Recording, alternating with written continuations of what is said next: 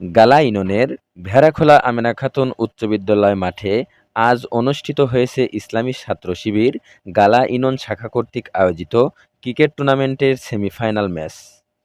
এই খেলায় অংশ নেয় ইউনিয়নের বিভিন্ন গ্রাম থেকে যুব দলগুলো।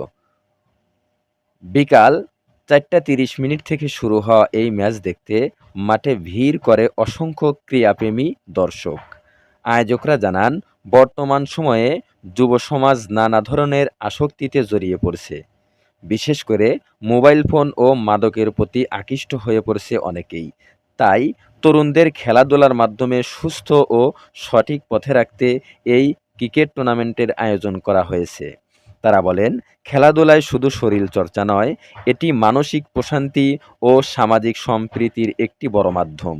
যুবসমাজ যদি খেলাধুলায় বেশি অংশগ্রহণ করে, তাহলে সমাজ থেকে অনেক অনৈতিক দূর হবে।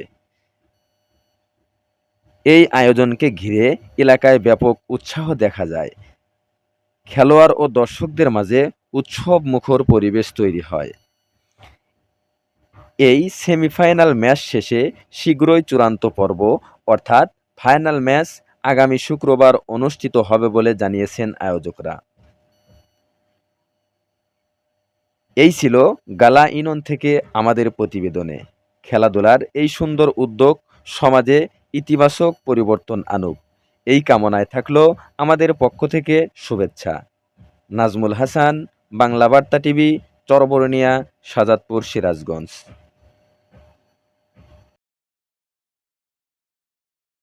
بالله من الشيطان الرجيم بسم الله الرحمن الرحيم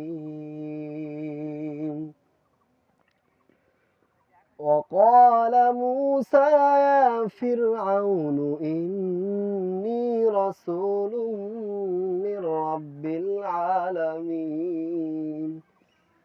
حقيق